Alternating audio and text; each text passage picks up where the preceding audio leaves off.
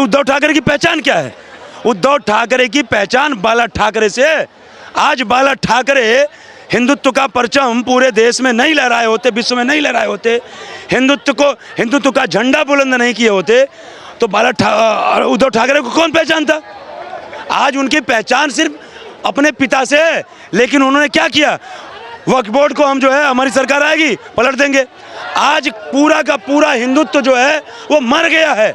बाला साहब ठाकरे भी स्वर्ग में बैठे बैठे देख रहे होंगे कि कैसा हमने बेटा पैदा कर दिया। जो बाला साहब ठाकरे ने कहा था सरकार बने चाहे ना बने, हम मुख्यमंत्री हमको नहीं बनना है, लेकिन हम कांग्रेस से कभी गठबंधन नहीं करेंगे, और ये गठबंधन भी कर लिए। और उसके बाद आप कहते हो अच्छा नेता। यदि अच्छा नेता, अच्छा पॉलिटिशियन होते तो तुम्हारे नाक के नीचे से 40 विधायक चले गए। किस बात के तुम नेता हो? किस बात की तुम्हारे अंदर सूझबूझ है? किस बात की है तुम्हारे अंदर लोगों को एक साथ, तुम्हारे अपने जीते हुए विधायक को तुम अपने साथ जोड़ नहीं पाए तो जनता को क्या जोड़ पाओगे? कह रहे हैं कि शिंदे ने धोखा दिया। अरे धोखा शिंदे ने क्या दिया भाई? आप बताइए, शिंदे ने क्या धोखा दिया? कह रहे हैं कि 40 विधायक लेकर भाग गए, आज तक उस थाली में खाया फिर छेद कर। आप ये बताइए, भारतीय जनता पार्टी के कोई स्टेट बता दीजिए कि 40 विधायक टूट के आ गए हों। आप बताइए, उत्तर प्रदेश में टूट के आ गए हों, मध्य प्रदेश में टूट के आ गए हों, हिमाचल में टूट के आ गए हों, कांग्रेस की सरकार बना दी हो? कभी कहीं सुनने को मिला? नहीं आए। तो भाई कहीं ना कहीं नेतृत्व तो मजबूत है, कहीं ना कहीं अपने विधायकों को, अपने सांसदों को, अपने कार्यकर्ताओं को जोड़ के रखा हुआ है। मैं चोटी है तभी तो। लेकिन आज भारतीय जनता पार्टी से यदि कंपैरिजन किया जाए तो भारतीय जनता पार्टी जमीन से उठी हुई पार्टी है, कार्यकर्ता बेस पार्टी है। आज जो भी मुख्यमंत्री है वो जमीनी लेवल पे संघर्ष किया है, और जो संघर्ष करे, एक लाइन जरा आपको सुना देता हूं मैं, कि जीवन में अपने संघर्षों को मत दो तुम कभी विराम, फल की चिंता किए बिना करते रहो अपना काम, और एक दिन ऐसा अवश्य आएगा जब जग लेगा गर्व से तुम्हारा नाम। आज मोदी और योगी जी का नाम देश नहीं पूरा विश्व गर्व से लेता है। क्यों लेता है? इन्होंने संघर्ष किया है, जमीनी स्तर से उठ करके आज यहाँ पहुंचे हैं। विरासत में राजनीति नहीं मिली, पिता प्रधानमंत्री मुख्यमंत्री नहीं था, या पिता ने कोई पार्टी बना करके आपको चलाने के लिए नहीं दिया, लेकिन आपके पिता ने देश नहीं, बाला साहब ठाकरे को पूरे विश्व का हिंदू सम्मान करता था।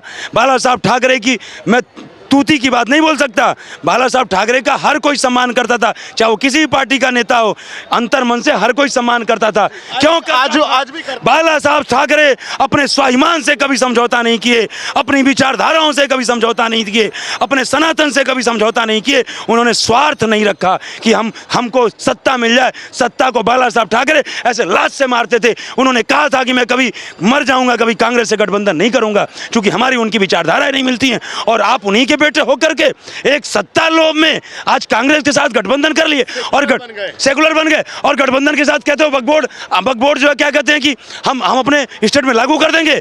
मैं देखिए वक्फ लागू कर देंगे, आप जो है आप क्यों तुष्टीकरण की बात करते हो? और एक बात आपको बता दें, देखिए भाई साहब, ऐसा है ना कि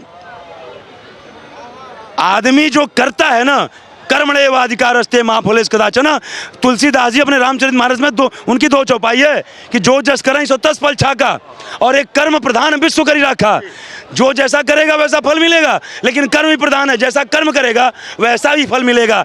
तो कर्म आपने अच्छे किए होते तो आज आपके 40 विधायक ऐसे आपके नीचे से नहीं जाते, समझ रहे हैं? आज आपकी सत्ता नहीं जाती, अच्छे कर्म किए होते, संघर्ष किए होते, और आज आपको अपना स्टैंड चेंज कर देना पड़ा। अभी तक तो कांग्रेस की सोनिया गांधी के चरणों में गिरे थे, और आज आप स्टैंड बदल दिए। क्या कर लोगे आप? कुछ मुसलमान वोट पा करके, तुष्टीकरण करके क्या कर लोगे? देखिए ऐसा है, कंगना रनौत की जो बात है, मैं उनसे कुछ, देखिए कहीं सबके अंदर कुछ अच्छाई होती है, कुछ बुराई होती है, समझ रहे मेरी बात को? उन्होंने जो ये बयान दिया था कि देश जो है वो 2014 के बाद आज़ाद हुआ, मैं उसका विरोध करता हूं, लेकिन इसका मतलब ये नहीं है कि किसी महिला का जो है वह थोड़ा सा किसी बात पे और आप जाकर के उसका घाट आ दीजिए, उसका छज्जा डाल दीजिए।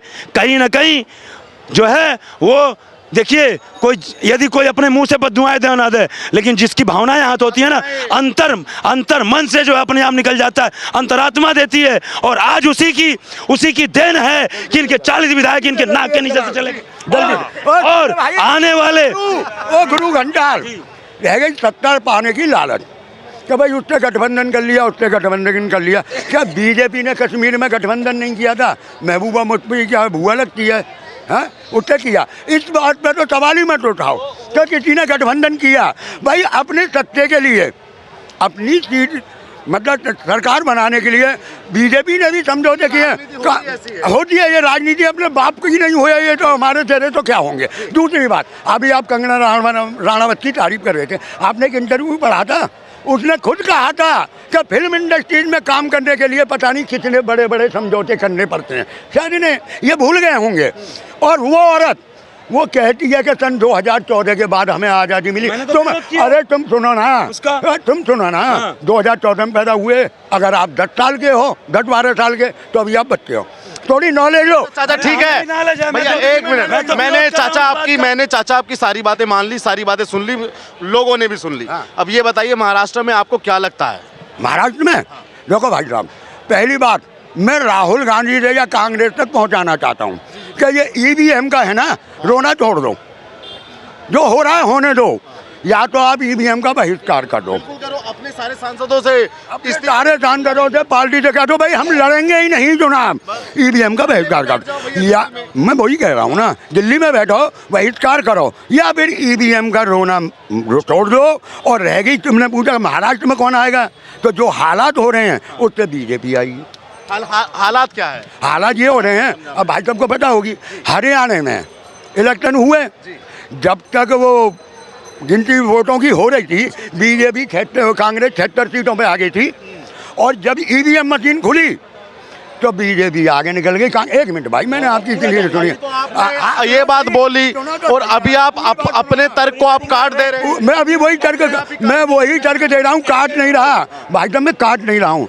और सुबह से शाम तक आपका ये मोबाइल है, सुबह मैं चार्ज कर लूँ, इसे काम करूँ या ना करूँ, बैटरी घटेगी कि नहीं घटेगी? घटेगी क्यों नहीं? घटेगी ना। ईवीएम मशीन की कोई मशीन तो 99% बैटरी बता रही थी जो सुबह से चल रही थी। ऐसा क्यों? देखिए, थोड़ा मुझे समय दीजिएगा, इसके बाद चाचा और बोलना है तो बोल रहे हैं। मेरा ये कहना है, महाराष्ट्र में बीजेपी की सरकार आ रही है कि नहीं? जिस हिसाब से ईवीएम काम कर रही है ना, आएगी, सब कुछ इनका है, आएगी, कोई नहीं हटा। हिमाचल में ईवीएम बनी, लोकसभा में 400 क्यों नहीं आया? ईवीएम काम कर रही थी तो। हाँ, मैं बताऊँ ना, इनका जो नारा था अब की बार 400 पार, अगर ये संविधान को मानते हैं तो हिंदू राष्ट्र ये बन नहीं सकता, क्योंकि संविधान में साफ लिखा हुआ है। एक मिनट, हिंदू किसी के अकेले ही बकौती नहीं है, ना हिंदुओं की ना मुसलमानों की, हिंदुस्तान सबका है। अगर 400 पार आएंगे तो बिल्कुल संविधान बदल दिया जाएगा और हिंदू राष्ट्र बन जाएगा। सुनिए, लोकसभा का इस बार 2024 के लोकसभा का जब 4 जून को रिजल्ट आया, 99 सीट लेकर के कांग्रेस आई, क्या कहे, हम जीते मोदी हारे, हम जीते भाजपा हारी। तो जब आप जीत गए तो कहने का मतलब यह है, मोदी कैसे बन गए? मोदी, हाँ मतलब समझ रहे मेरी बात को। तो इनका दोहरा चरित्र देखिए भाई। यदि तुम उसके बाद जब, सुनिए मैं थोड़ा विश्लेषण कर देता हूं, जब इनको 99 सीट मिली तो उस समय इतना फूल गए, पप्पू ऐसा पास हुआ कि हम जीते मोदी हारे। क्यों? ये इसलिए बोले थे कि नीतीश और चंद्रबाबू नायडू हमारे खेमे में आ जाएंगे, हम इंडी गठबंधन की सरकार बना लेंगे। जब इनको लगा कि ये मंसूबे हमारे नाकामयाब हो गए, तब ये ईवीएम का रोना शुरू कर दिए। तो भाई दोहरा चरित्र, या तो ईवीएम पे स्टैंड रहो। ईवीएम का तो भाई साहब, एक मिनट प्लीज भाई साहब, थोड़ा प्लीज आपसे रिक्वेस्ट है। तो ये दोहरा चरित्र क्यों? और जब ये बताइए, जब ईवीएम से लोग जीतते हैं तो अरविंद केजरीवाल क्यों कहते हैं दिल्ली की जनता हमको चुन रही है? बोलिए ना, ईवीएम ने हमको चुना है। राहुल गांधी बोले 99 सीट ईवीएम ने हमको दिया है। ये बोलने के लिए मुंह में जावा आ जाता है।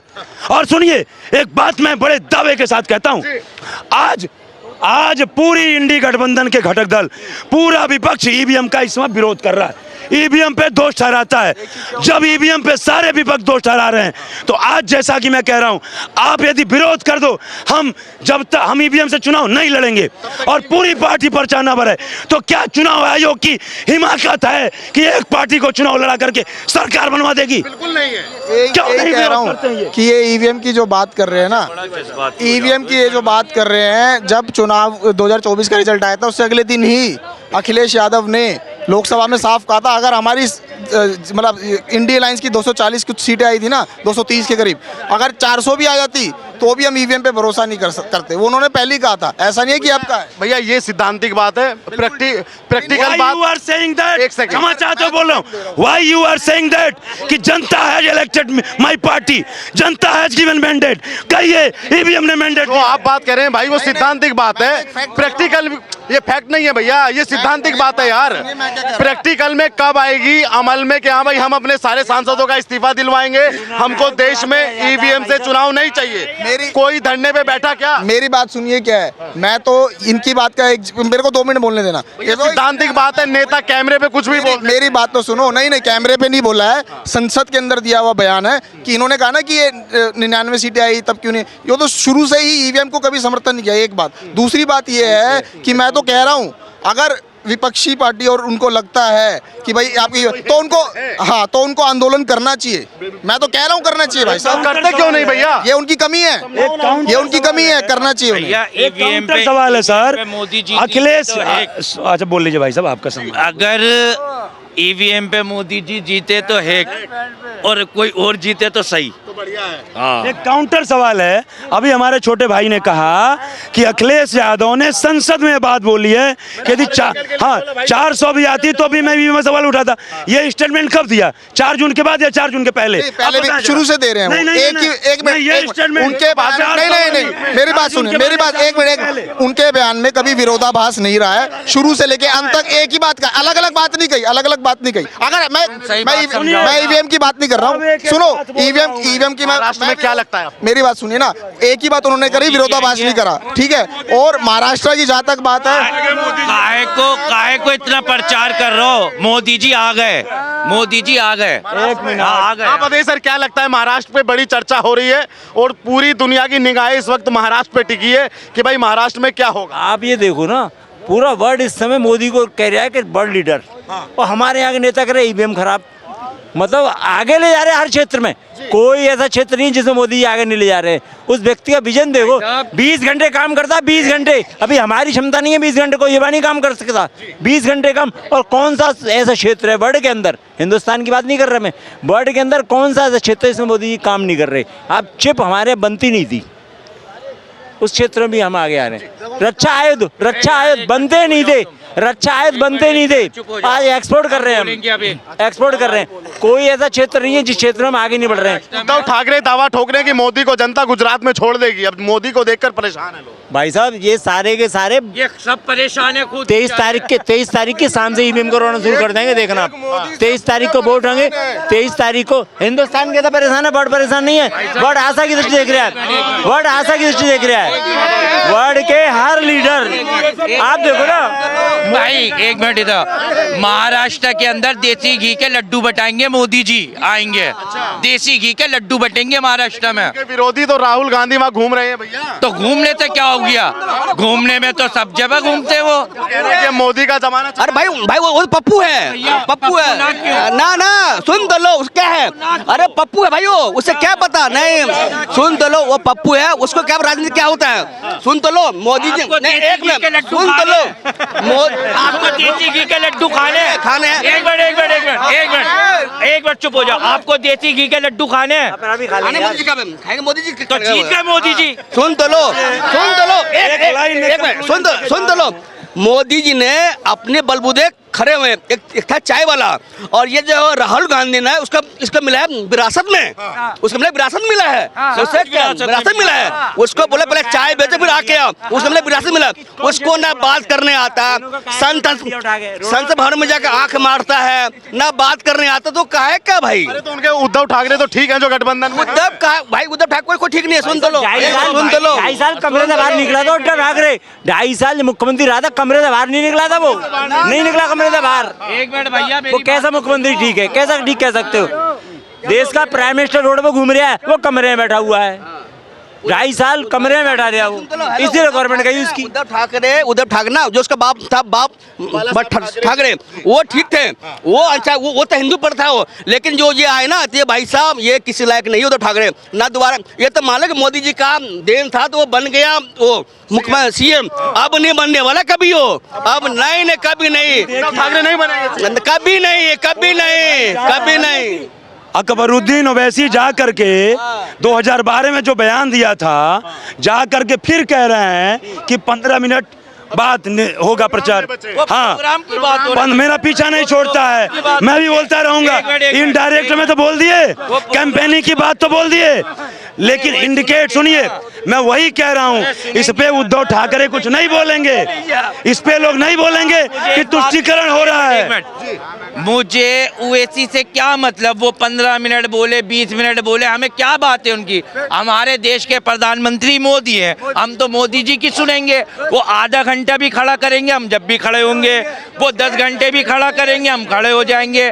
15 मिनट में कुछ भी नहीं होगा, हिंदुस्तान में कुछ भी नहीं हो सकता 15 मिनट में। अब मेरा एक सवाल है आपसे भैया, कोई डिस्टर्ब मत करना अभी। एक नोमान उनका नाम है, शायद वो मुस्लिम धर्मगुरु हैं जी, नोमान सिद्दीकी उनका नाम है। और ऐसे ऐसे शायद 2 से 3 धर्मगुरु हैं जो मुस्लिम धर्मगुरु हैं। वो अपील कर रहे हैं कि महाविकास अघाड़ी को वोट दे मुसलमान, और वोट जिहाद का शब्द भी वहाँ पे महाराष्ट्र के चुनाव में आ चुका है। देखिए ये और वही मैंने कहा ना कि एक जो है शेयर मार्केट जैसे होता ना, तो शेयर मार्केट में हम उम्मीद करते हैं आज शेयर इतना गिरेगा, लेकिन हमारी उम्मीद से नीचे गिर जाता है। आज उद्धव ठाकरे पार्टी और ये अघाड़ी पार्टी और ये कांग्रेस, ये कितना नीचे गिरेगी शेयर मार्केट की तरह, इसकी भी कल्पना नहीं की जा सकती है।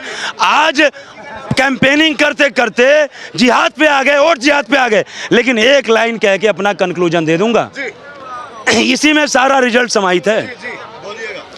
हरियाणा में बना है लड्डू, हरियाणा में बना है लड्डू, जम्मू कश्मीर में बनी जलेबी है।